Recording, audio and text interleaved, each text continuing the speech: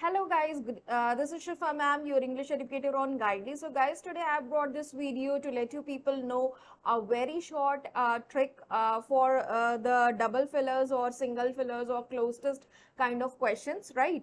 तो इस आज के वीडियो में ये शॉर्ट वीडियो में हम लोग ये डिस्कस करने जा रहे हैं। एक ऐसा हम आपको रूल बताएंगे जो कि आप लोगों ने आज तक कभी भी पहले नहीं पढ़ा होगा, नहीं देखा होगा, और इस रूल को अगर आप अप्लाई करोगे अपने फिलर्स, क्लोज टेस्ट वगैरह के क्वेश्चंस पे, इस फॉर्मूले को अगर आप अप्लाई करोगे तो इजीली आप आंसर गेन कर सकते हो, राइट? बहुत बार ऐसा होता है इस तरह के आपके एग्जाम में क्वेश्चंस आते हैं जो कि न्यूट्रल टोन पे बेस्ड होते हैं। अब कॉन्सेप्ट क्या है, ध्यान से सुनिएगा।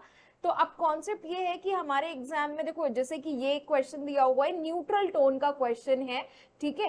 तो एग्जाम में बहुत बार न्यूट्रल टोन पे बेस्ड क्वेश्चंस आते हैं। न्यूट्रल टोन का मतलब क्वेश्चन पढ़ने से आपको ये नहीं समझ में आएगा कि क्वेश्चन पॉजिटिव कॉन्टेक्स्ट में है या नेगेटिव कॉन्टेक्स्ट में है, और लेकिन आपको जो ऑप्शंस दिए होते हैं, ऑप्शंस में कुछ वर्ड्स पॉजिटिव होंगे, कुछ वर्ड्स नेगेटिव होंगे, ठीक है? ये आपकी जो ट्रिक है, ये ट्रिक आप लोगों की क्लोज टेस्ट में भी काम करेगी। ये ट्रिक आप लोगों के फिलर्स वाले जितने क्वेश्चंस आते हैं, सिंगल फिलर्स, डबल फिलर्स, सब में काम करेगी, पैरा फिलर्स में भी काम करेगी, राइट? तो दिस इज एक ट्रिक हम आप लोगों को बता रहे हैं। देखिएगा, कह रहा है despite the dash nature of his comments. तो डिस्पाइट जो वर्ड होता है, ये दो कॉन्ट्रास्टिंग आइडियाज को जोड़ता है, इतना तो क्लियर है। डैश नेचर, अब कैसा नेचर हो सकता है उसके कमेंट्स का? पॉजिटिव नेचर भी हो सकता है, नेगेटिव भी हो सकता है।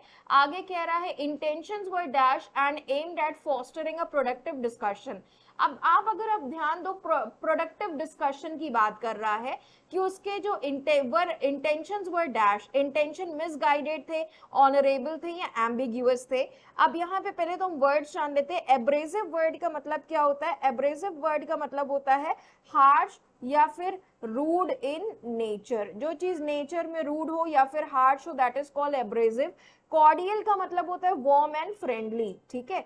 Warm and friendly, clear. एक वर्ड और यहाँ पे दिया हुआ है डिप्लोमैटिक। डिप्लोमैटिक का मतलब होता है किसी चीज को केयरफुली मैनेज करना, केयरफुली मैनेज्ड। समझ में आ रही है बात? अब यहाँ पे और क्या वर्ड्स दिए थे? देखो, मिसगाइडेड दिया है। मिसगाइडेड का मतलब किसी को गलत गाइड करना। ऑनरेबल का मतलब होता है ऑनर करना। एम्बिगुअस का मतलब होता है नॉट क्लियर। तो अब यहाँ पे अगर आप खुद ध्यान दो, if you pay attention, you can see what कह रहा है। Despite the abrasive nature of his comments, his intentions were misguided या फिर his intentions were honorable। अगर आप ऑप्शन के थ्रू देखो तो क्या एडी हो सकता है? नहीं।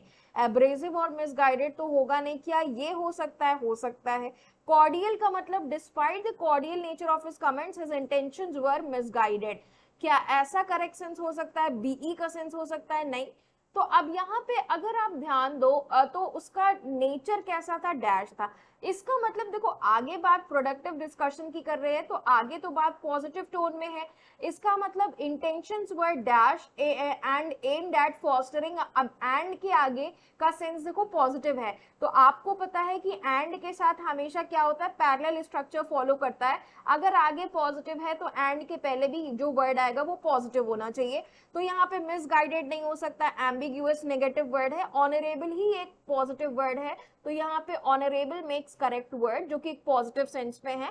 Honourable and aimed at fostering productive discussion. अब ये ठीक है, तो इसका मतलब ए में जो वर्ड आएगा वो नेगेटिव कॉन्टेक्स्ट का होना चाहिए। कॉर्डियल पॉजिटिव वर्ड है, डिप्लोमैटिक पॉजिटिव, इसका मतलब एब्रेसिव हो जाएगा, ठीक है? तो यहाँ पे कह रहा है एब्रेसिव नेचर, उसके रूड नेचर, उसके कमेंट्स के बावजूद इंटेंशंस उसके कैसे थे? ऑनरेबल थे, और उसका इंटेंशन था कि वो क्या करना चाह रहे थे? प्रोडक्टिव डिस्कशन को और ज्यादा बूस्ट करना चाह रहे थे। तो that is why AE makes the correct answer choice. Clear? इस तरह की ट्रिक और टेक्निक भाई बहुत काम आती है एग्जाम में, याद रखिए। नेक्स्ट क्वेश्चन इसी कॉन्सेप्ट पे बेस्ड है। The professor's explanation was dash making even the most complex theory seem dash to the students. अब यहाँ पे भी देखो क्वेश्चन क्या है, question is in neutral tone. Question आपका न्यूट्रल टोन में। क्वेश्चन पढ़ने से ये नहीं समझ में आ रहा है कि क्वेश्चन पॉजिटिव कॉन्टेक्स्ट में है या नेगेटिव है, लेकिन यहाँ पे जो वर्ड्स दिए हैं ये कुछ वर्ड्स पॉजिटिव हैं, कुछ वर्ड्स नेगेटिव हैं। कह रहा है प्रोफेसर की एक्सप्लेनेशन डैश थी, making even the most complex theory. तो अब याद रखिएगा, जब भी क्वेश्चन न्यूट्रल टोन में होता है और आपको ये डिफाइन नहीं होता है कि क्वेश्चन पॉजिटिव कॉन्टेक्स्ट में या नेगेटिव, तो उस कंडीशन में हमेशा हम पॉजिटिव वर्ड को फॉलो करते हैं, ना कि नेगेटिव वर्ड को लेकर चलते हैं, ठीक है। तो the professor's explanation was unclear making even the most complex theories, option के थ्रू देख लेते हैं यहाँ पे क्या कह रहा है। तो अब अगर आप ध्यान दो तो अनक्लियर क्या हो सकता है, नहीं। क्रिप्टिक क्या हो सकता है, क्रिप्टिक का मतलब होता है मिस्टीरियस, ठीक है, मिस्टीरियस, या फिर एक minute, it is mysterious, cryptic, the word cryptic means mysterious, ठीक है। या फिर आप बोल सकते हो डिफिकल्ट, कोई चीज जो कि डिफिकल्ट है, मिस्टीरियस, या फिर आप कह सकते हो difficult to understand, difficult to understand, ठीक है। तो ये क्या सेंस हो सकता है, नहीं, इसका भी सेंस नहीं। तो इसका मतलब यहाँ पे प्रोफेसर की एक्सप्लेनेशन कैसी थी, ल्यूसिड। ल्यूसिड का मतलब होता है कोई चीज जो कि बहुत ही क्रिस्टल क्लियर है, आपको समझना बहुत इजी है, that is called lucid. Lucid means clear to understand, was lucid.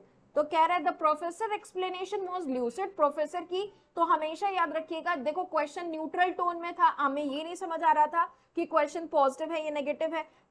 Professor की एक्सप्लेनेशन अनक्लियर भी हो सकती थी, क्रिप्टिक भी हो सकती थी, लेकिन ऐसे कॉन्टेक्स्ट में जब हमारा कॉन्टेक्स्ट क्वेश्चन का न्यूट्रल होता है, वैसे कॉन्टेक्स्ट में हमेशा हम प्रायोरिटी जो है वो वर्ड्स दिए होते हैं उनमें से हमेशा पॉजिटिव वर्ड्स को हम प्रायोरिटी देते हैं, जिससे कि वो हमारा स्टेटमेंट का कॉन्टेक्स्ट कैसा हो जाए, पॉजिटिव हो जाए। याद रखिएगा, कभी भी नेगेटिव कॉन्टेक्स्ट को हम नहीं लेकर चलते हैं, ठीक है, ये बात याद रखिएगा, बहुत ही इंपॉर्टेंट रूल है ये, आपका क्लोज टेस्ट में भी अप्लाई होता है, फिलर्स के क्वेश्चंस में भी अप्लाई होता है। तो ल्यूसिड हो गया। आगे क्या कह रहा है, आगे कह रहा है यहाँ पे making even the most complex theory seem dash to the students. Incomprehensible का मतलब समझ ना पाना, बैफलिंग का मतलब कंफ्यूज होता है, एक्सेसिबल होगा ना, पॉजिटिव सेंस, पॉजिटिव वर्ड है एक्सेसिबल, मतलब जो इवन कॉम्प्लेक्स थ्योरीज थी वो भी बच्चे अच्छे से समझ पा रहे थे। तो B and E makes correct answer choice, मतलब सेकंड ऑप्शन करेक्ट आंसर है। अगला क्वेश्चन देखो, इसी टोन पे बेस्ड नेक्स्ट क्वेश्चन भी है, यहाँ पे भी टोन कैसी है, न्यूट्रल है, here also the tone is neutral.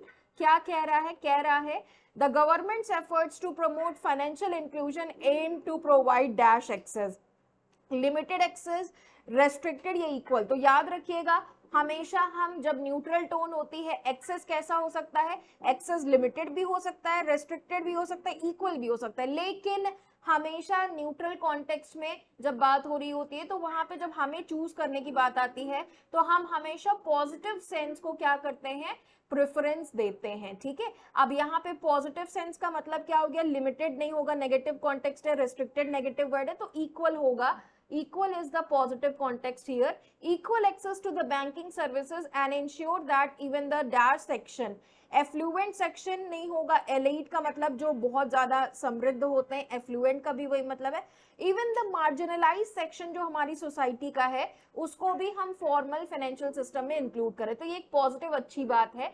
तो हमेशा जब एक न्यूट्रल कॉन्टेक्स्ट में याद रखिएगा क्वेश्चन आता है, चाहे वो क्लोज टेस्ट हो या फिर आपके फिलर्स के क्वेश्चंस हो, उसमें हमेशा हम पॉजिटिव अप्रोच लेकर चलते हैं, ना कि नेगेटिव अप्रोच लेकर चलते हैं, ठीक है।